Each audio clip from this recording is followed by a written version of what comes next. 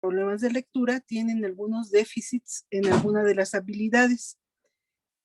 Y una de ellas es el procesamiento fonológico. Es entendido como la habilidad que tienen los niños para identificar, aislar o asociar fonemas o grupos de fonemas en palabras. ¿Sí? Por ejemplo, ¿qué tipo de, perdón,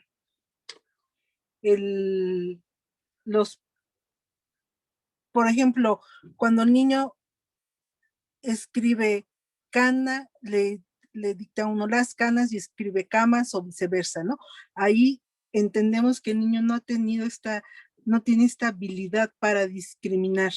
Esta habilidad para discriminar ocurre, podríamos decir, en parte naturalmente. O sea, pensemos en los juegos que las mamás hacen a los niños cuando están aprendiendo a hablar, o sea, ellas son como juegos, pero le dice, mira, ese es un zapato, zapatito, y le ponen después un otro, y está haciendo diminutivos, y ahí está discriminando las rimas, zapatito con otra palabra que termine en diminutivo, por ejemplo. Entonces son habilidades que los niños van desarrollando, por decirlo así, natural o espontáneamente a través de la estimulación que reciben por parte de las madres.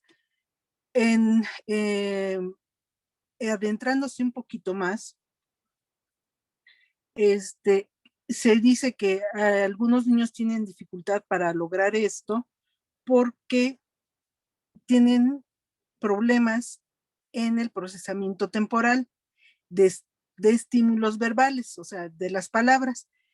En tanto que otros autores dicen que esas fallas se encuentran no solamente en los estímulos verbales, sino también en los no verbales. O sea, no distinguen cambios temporales en, por ejemplo, en una alarma, por ejemplo, ese sería un estímulo no verbal, en el sonido de qué hacen los animales, sería otro estímulo no verbal. O sea que la falla para discriminar estímulos no es cuestión de verbal, si el estímulo es verbal o es no verbal, sino es que es una falla para discriminar temporalmente. Bueno, esas son unas hipótesis. Pero hay otras hipótesis que dicen que son las características tonales de los estímulos. O sea, ya no se refieren tanto al tiempo, sino características tonales. Y que están involucradas precisamente en estas habilidades de conciencia fonológica. ¿Por qué las tonales? Por ejemplo, cuando la mamá le dice a su niño de 1 año que voltee a ver el pajarito, le dice, mira, cambió la tonalidad, cambió, o sea, lo que gramaticalmente llamamos la prosodia, pero bueno, también cambia el aspecto temporal, pero ese es a todo su discurso. O sea, yo con esta velocidad que les estoy hablando no le podía hablar a un niño, va a cambiar mi velocidad, mi tiempo, pero también algo que va a cambiar radicalmente es mi entonación, ¿sí? Entonces algunos autores dicen que no es nada más lo temporal, sino más bien es lo tonal, ¿sí? Y que estas fallas que los niños tienen para discriminar se deben a las características tonales y pueden ser estímulos verbales o pueden ser estímulos no verbales. Es ahí el asunto de la cuestión, ¿sí? En este caso yo les voy a hablar, yo me incliné a hacer un trabajo hacia las características tonales de los estímulos, ¿sí? Entonces, tenemos al autor, a los autores Lam y Gregory, que ellos encuentran que cuando los niños identifican correctamente tonos musicales, curiosamente hay una relación o una correlación con una buena ejecución en las tareas relacionadas con la conciencia fonológica y también con la lectura. Otra evidencia la presentan otros autores que son Bolduc y Montesinos Gelet, que muestran que hay una relación también entre los niños que distinguen cambios de tonos y estructuras de estímulos sonoros no verbales, como es la música, estímulos musicales y la conciencia fonológica. ¿Sí? Estos autores utilizaron un instrumento, que es el de audición musical de Gordon, para determinar el nivel del procesamiento tonal y rítmico de los niños en edad preescolar. Y ellos encontraron o notaron una alta y significativa correlación nada más entre los puntajes obtenidos en el aspecto tonal, no en los rítmicos. ¿Sí? Y esos altos puntajes en lo tonal se correlacionó con altos niveles de conciencia fonológica. Por otra parte, otros autores, Ambari y estos autores 2002, han encontrado relaciones también importantes y significativas entre las habilidades musicales de tipo tonal y la conciencia fonológica. De ahí que estas evidencias, que les presento algunas, hay muchas más, son las más citadas, las más a las que más se recurre en esta área, son evidencias para pensar que sí hay una relación entre la habilidad de discriminación tonal y la conciencia fonológica. Pero todos estos estudios son de carácter correlacional, o sea, miden la conciencia fonológica de una manera, ahorita hablamos de eso, y miden las habilidades de discriminación tonal y las correlacionan. Entonces no hay muy pocos estudios manipulativos, o sea, que realmente nos digan esto, ¿sí? Entonces, reitero, hay poca evidencia de que un entrenamiento en discriminación de las propiedades tonales o rítmicas de estímulos no verbales, que en este caso van a ser musicales, favorezca el procesamiento auditivo relacionado a procesos lingüísticos. Hay algunas intervenciones, claro, pero donde dicen, a ver, estos niños les voy a dar clases de música. O sea, van a trabajar de manera conjunta elementos rítmicos y melódicos. Y van a trabajar con un programa educativo musical con los objetivos que se pretenden. Y se valoran sus efectos. Y ahí tenemos algunos estudios. Y sí encuentran algunas correlaciones, pero es en general, o sea, los que llevan clases de música se nota que tienen mayor conciencia fonológica, pero eso no resuelve el problema de las hipótesis que hay. ¿Cuál es el problema en discriminar auditivamente? ¿El problema es temporal o el problema es tonal? ¿No? Entonces, de ahí que yo ya me haya dedicado a investigar esta parte y les voy a compartir una investigación en donde valoramos los efectos de un entrenamiento en discriminar estímulos no verbales en la conciencia fonológica de los niños. Y de la edad preescolar, cursaban el tercer grado de educación preescolar. Aquí en México, en las escuelas oficiales, en la edad preescolar, hay el jardín de niños o educación preescolar, tiene primer grado, segundo y tercer grado. El tercer grado se caracteriza por darles a los niños cierto tipo de, vamos a decir, destrezas para que puedan adquirir la lectoescritura cuando pasen a la educación primaria. El sistema es obligatorio, el de preescolar, ¿sí? Bueno, entonces, repito,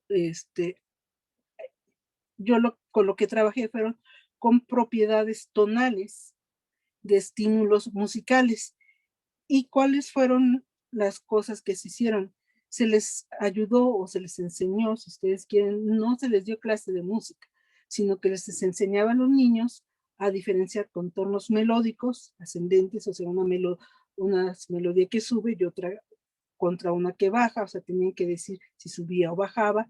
También tenían que distinguir entre tonos agudos y graves, y ya después de que tenían esa habilidad se les ponía a discriminar melodías cortas, ¿sí?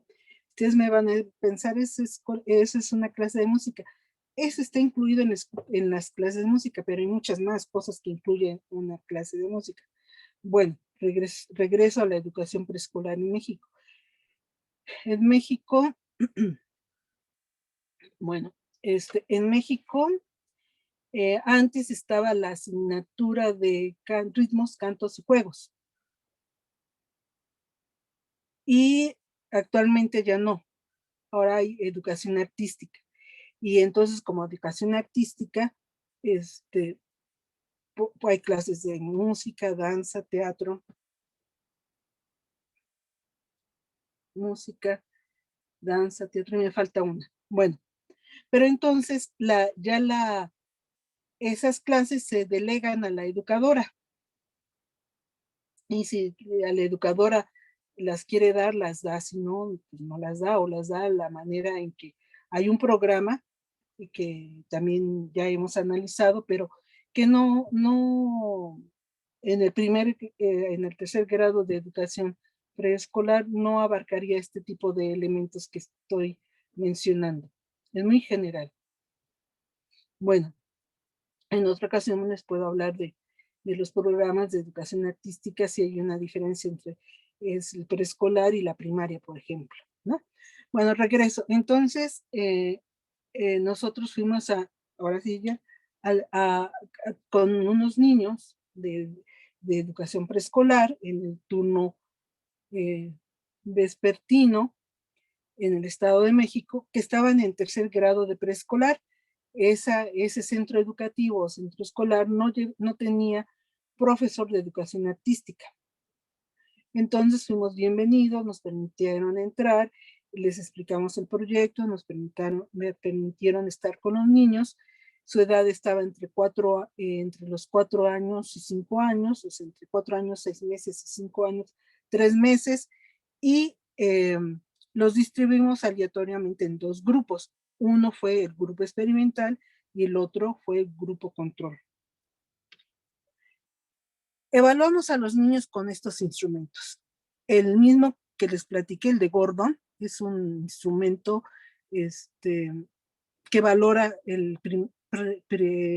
medidas primarias de audición musical de Gordon. Aunque está viejito, sigue vigente, lo siguen empleando. Y valora las aptitudes musicales de los niños. Para su aplicación no se requiere saber leer ni tener instrucción musical. Está constituido por 2 partes, la rítmica y la parte tonal. En este estudio trabajamos nada más la cuestión tonal. Y su administración se realizó entre 6 a 15 minutos y se puede aplicar de manera colectiva, o sea, no es necesario aplicarlo individualmente, ¿sí? Entonces nosotros hicimos grupos de niños para aplicarlo, no a todo el grupo experimental ni a todo el grupo control. Otro instrumento que usamos fue para valorar la conciencia fonológica, y aquí me voy a detener un poco.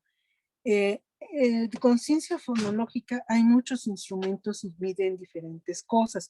Al final voy a hablar un poco de ello. Y entonces los resultados, para tomar validez de los resultados de otras investigaciones, hay que saber qué instrumentos usaron, pero más que el instrumento, hay que saber qué habilidades fonológicas son las que están empleando en ese instrumento.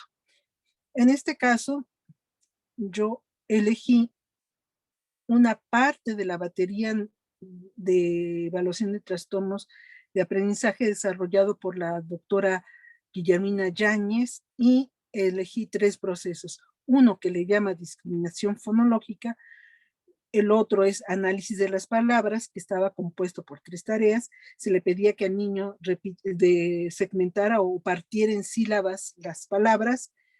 Otra tarea era pedir que le eliminara un fonema, por ejemplo, Armando, quítale la A, la primera A, por ejemplo,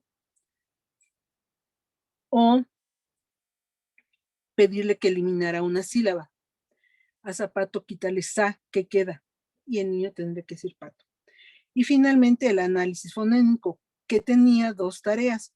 Una, identificar la sílaba inicial de las palabras, o sea, dime la primera parte de la palabra, por ejemplo, mafal, yo tendría que decir ma, y identificar la rima, y se le presentaban 3 palabras, dos rimaban y se les pedía que dijeran cuáles eran las palabras que se parecían al final, o sea, a veces no era necesario usar la palabra rima para ellos, ¿sí?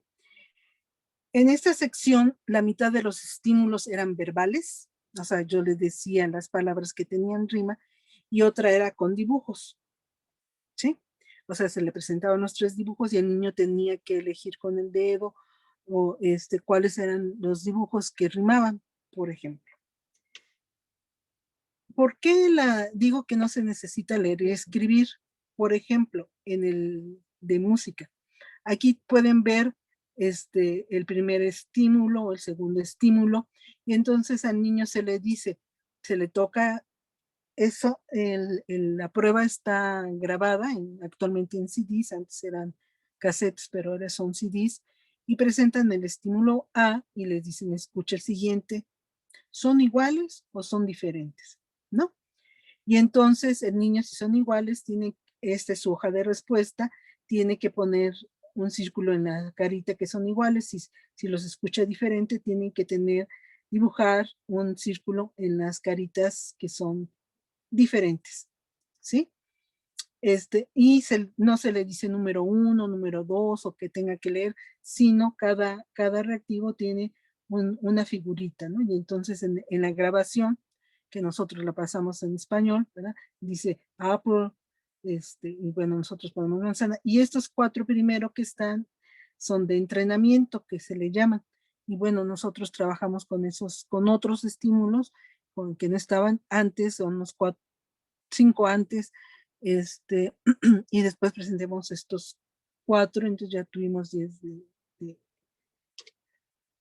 Esta es la batería de la doctora Yáñez, está también a la venta, vienen muchas pruebas, pero les digo, yo elegí estas 3. Bueno, empleamos 20 sesiones, tuvo alrededor de 20 a 25 minutos, o sea, de aquí que llegan los niños, o sea, no se puede hacer muy larga la sesión, pero ya tomando todo de que llegan, nos saludamos y todo lo demás, y nos despedimos, hasta luego, más o menos eran 25 minutos. 6 de esas sesiones se destinaron para la evaluación y 14 para el entrenamiento.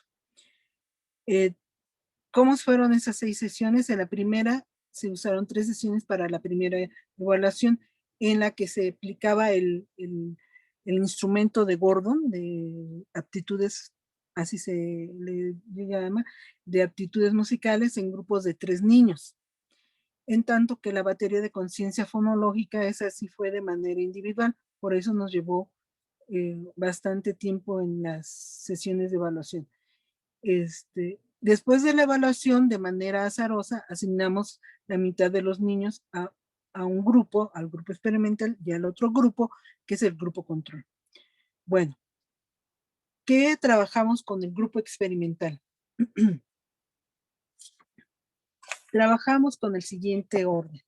Trabajamos dos sesiones destinadas a discriminar los contornos melódicos ascendentes y descendentes, 4 sesiones para distinguir sonidos graves y agudos, 5 sesiones para identificar diferencias o similitudes entre pares de melodías, una sesión para reforzar contornos melódicos, otra sesión para reforzar discriminación de agudos y graves y otra para reforzar la distinción de patrones melódicos. Y nuevamente, pues las 3 sesiones que se usaron a manera de post-test, ¿sí? Y aquí tiene, bueno, no es de nosotros, pero como las actividades son muy parecidas a las que trabajan las educadoras, y si es, oyes un sonido agudo, tócate la cabeza, y si un grave toca el piso, o de alguna manera, entonces, llevábamos instrumento y también llevábamos grabaciones de sonidos o de melodías, pero bueno, en este caso que les estoy platicando, de sonidos graves y sonidos agudos, los niños tienen que hacer ciertas actividades dependiendo de los estímulos que les presentábamos. El grupo control, con ellos también trabajábamos en forma colectiva y bueno, se aplicó el pretest y aquí las 14 sesiones fueron totalmente lúdicas, es decir, juegos. Y entonces, juegos que no implicaran del todo música, ahorita voy a decir por qué. Juegos como escondidas, stop, no sé si lo conozcan en otros lados, o sea, simplemente un chico se pone en medio, cuenta y dice alto, pero aquí le dicen stop. Bueno, esos eran los juegos de nosotros los experimentadores, entonces no sé si todavía se juegan los niños, pero nosotros les enseñamos carreras de sacos, saltar la cuerda, o sea, eran totalmente lúdicas. A veces poníamos rondas infantiles, que implicaba cantar una canción como Doña Blanca está cubierta, el juego del calentamiento, no sé si las conozcan, pero aquí no había alguna retroalimentación, o sea, quien quería cantar, cantaba, había niños que no cantaban, había niños que gritaban, o sea, se dio completa libertad para que se expresaran, ya, o que si no querían hacerlo, no lo hicieran, y nunca fueron estimulados para que el canto tuviese una ejecución musical adecuada, o sea, hay niños que cantan gritando, entonces musicalmente habría que darles una retroalimentación, decirlos cómo cantar, afinarlos y demás. Pero no, fue totalmente, o sea, como los niños quisieran hacer esta actividad, pero lo que más abundó fueron estas, escondidas, carrera de sacos, stop, saltar la cuerda, etcétera, ¿no? Pero pues como los niños se cansan, hay que buscar otro tipo de actividades y demás. Y el post-test. Bueno, aquí vienen los resultados. Si es el promedio de aciertos para los dos tipos de reactivos, si son igual y diferente de la sección tonal y del Gordon en el grupo experimental, en el grupo control, durante el pre y el post. Entonces podemos ver que, por ejemplo, los reactivos que eran iguales tuvieron mayor aciertos en el post, en los reactivos que eran diferentes, pues casi no hubo una, estos están negritos porque implica que hubo una significancia, ¿sí? Casi no hubo diferencias si tomo cuando son diferentes. Cuando sumo todos, pues veo que el experimental tuvo 19 en el pre y en el post tuvo 21. Y no hubo una diferencia significativa, pero el dividirlo sí nos da una idea de que para los chicos fue más fácil identificar cuando los estímulos eran iguales. Cuando eran diferentes, tenían más errores. Y bueno, aquí dice, el nivel de discriminación de estímulos tonales fue similar en los dos grupos de niños, o sea, tomando el total. Los valores son cercanos al 50%, o sea, cercanos a 10, o sea, en total eran 40 reactivos y si se dan cuenta en total son 19, es casi el 50%. Y en el post-test aumentan, sí, pero el 21, o sea que muy poquito. Entonces no podemos considerar que los niños en general tengan una buena discriminación tonal, porque los resultados están cercanos al 50% a nivel de azar. ¿Sí? Y bueno, ya el post-test vemos que hay una ligera incremento y solamente es significativo para los estímulos que son iguales. En la conciencia fonológica, ¿qué pasó? Y aquí está, bueno, el grupo control en el pretest y el grupo control en el post-test, vemos un decremento. En cambio, en el experimental, en donde aplicamos el entrenamiento, sí hay un incremento y este es significativo. Por eso está en negritas. En el análisis de palabras, en todas las tareas, hubo un incremento significativo en el post-test en el grupo experimental, no así en el grupo control. O sea, no hubo un incremento.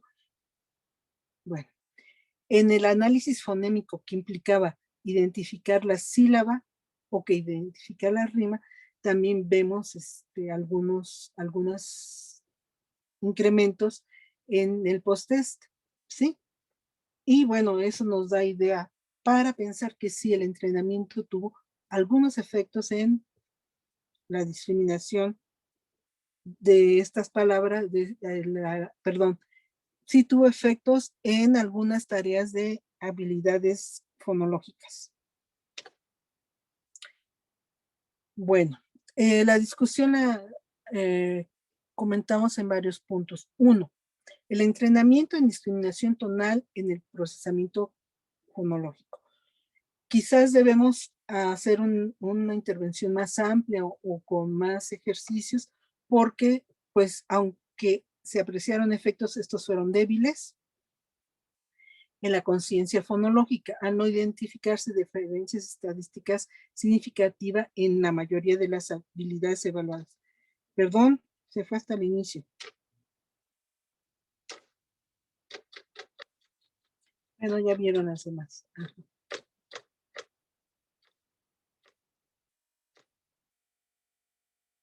Ahí estábamos. Y quería poner esto. Perdón, se fue demasiado.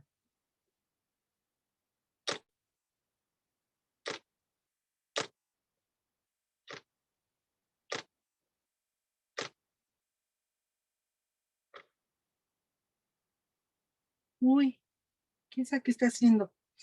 Espérense, me voy a esperar a que se... Solito está, no, ya no estoy manipulando yo nada. Ay, Dios mío, di una disculpa. Parece que ya paró.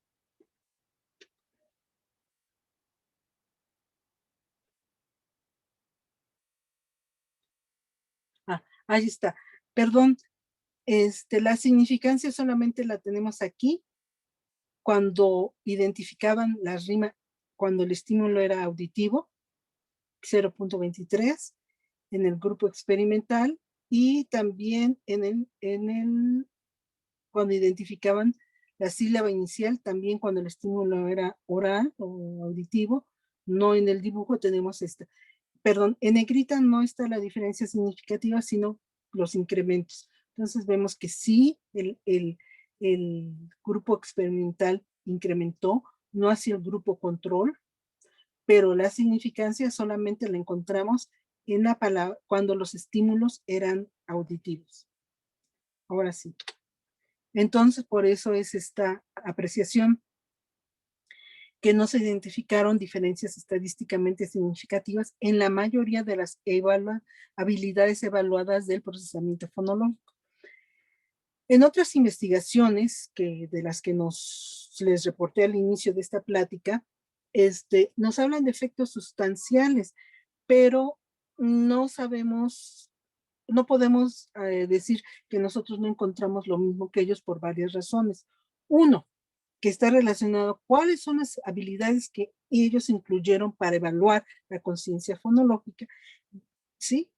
Y esas actividades del entrenamiento. Repito, yo nada más trabajé con el aspecto tonal, para nada trabajé con el aspecto rítmico. Y ellos trabajan juntos las dos. Bueno, en los estudios analizados se ha identificado un total de 12 habilidades diferentes, ¿sí? Y solo 2 coinciden con estas investigaciones, la síntesis de fonemas y la identificación de rima. ¿Qué es síntesis de fonemas? Que no reporté porque yo le digo, a ver, ¿qué palabra se forma si yo te digo a, a, Ana? Esa está fácil, pero se les va aumentando el número de fonemas y es la habilidad que les cuesta, perdón, es la tarea que les cuesta mucho más trabajo y muy pocos niños la resolvieron, entonces casi era todo 0, 0, 0, 0, tanto antes como después del entrenamiento. Esa no la reporté porque me daba muchos ceros y no se podían hacer muchos análisis estadísticos precisamente porque había ceros. Pero la identificación de la rima, sí, que es la que, en donde nosotros encontramos diferencias significativas, ¿sí?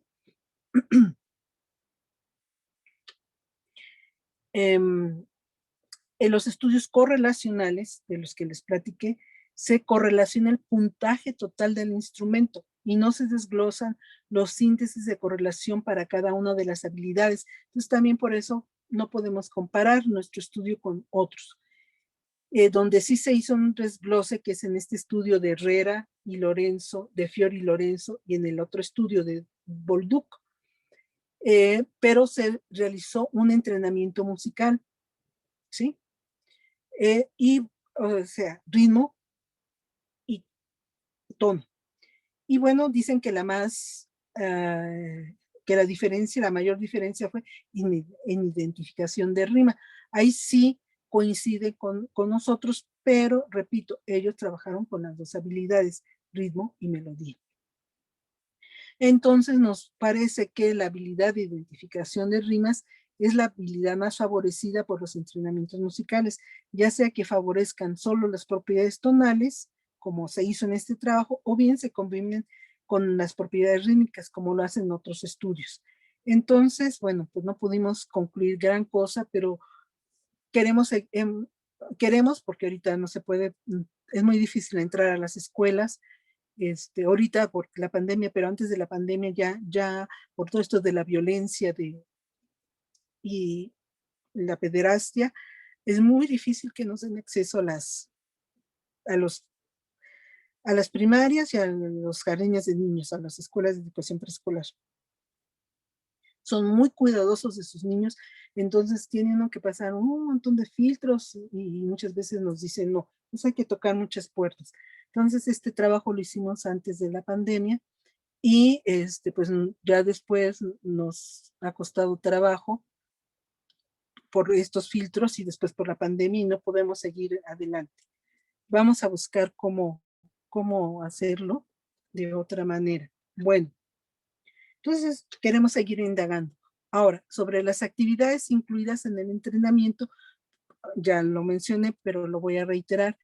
El entrenamiento musical no estaba, en los otros estudios, no estaba dirigido a un solo elemento musical, sino que implicaba un entrenamiento integral donde se desarrollaban diversas tareas de las rítmicas y las tonales. Y entonces estaban diseñadas de acuerdo a un programa educativo musical. Ahora es muy difícil encontrar esto aquí en México. Estoy hablando de oficiales, escuelas de preescolar oficial.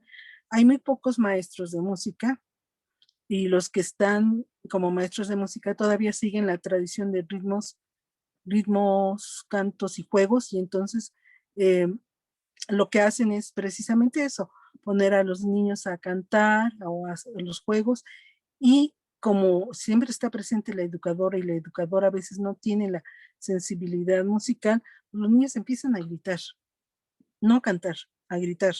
Y como es un momento de esparcimiento, lo sienten así y empiezan a gritar. La educadora también lo siente así como un momento de esparcimiento y no corrige, en fin.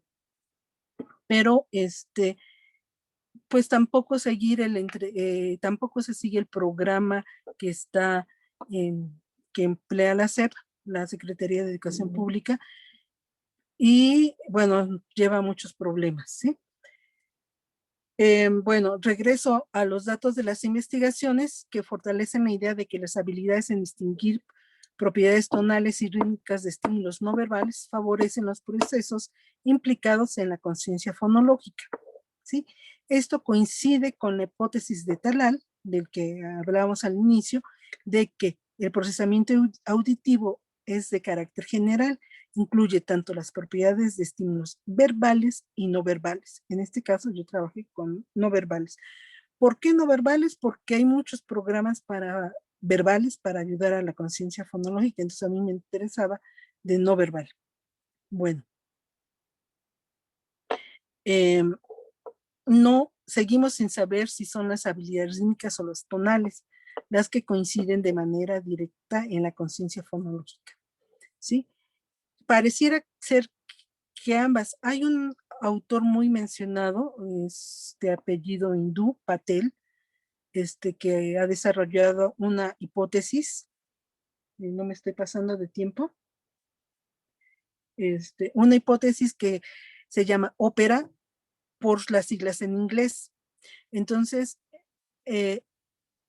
o sobrelapamiento, etcétera, ¿no? Bueno, pero si la buscan como hipótesis ópera, la palabra no es ópera de la ópera que vamos a oír, sino por las siglas en inglés, donde dice que, bueno, él en todos sus trabajos ha sustentado que hay una relación entre el procesamiento de información lingüística y musical debido a muchos estudios de carácter biológico, neurobiológico también, neurofisiológico y demás. Y entonces plantea esta hipótesis que no va destinada tanto a especialistas, sino de estas disciplinas, sino a los docentes y a los padres de familia, de que la música, en general, él también quiere saber esta diferencia, si es lo rítmico o lo tonal, pero ya deja esa parte, digo, es más como de difusión esta idea de que los niños deberían trabajar aspectos musicales porque les va a ayudar a su desarrollo lingüístico y que es una actividad placentera para ellos emocionalmente también.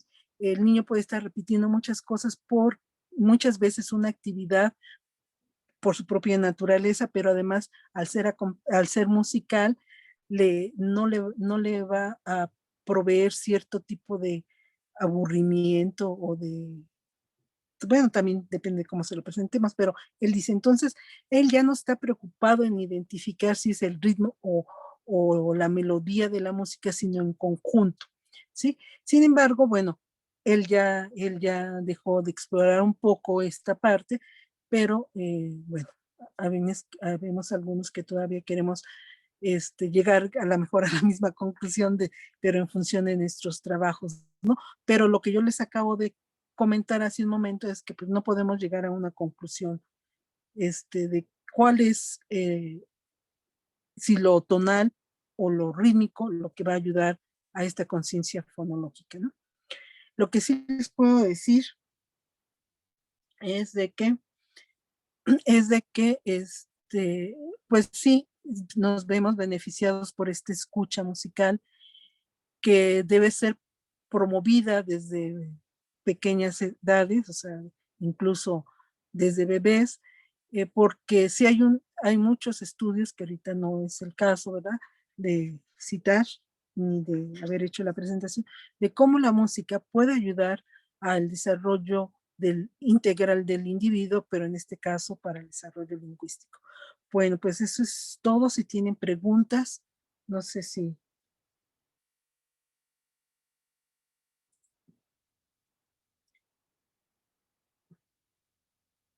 estoy en tiempo, terminé a tiempo. Si tienen alguna pregunta.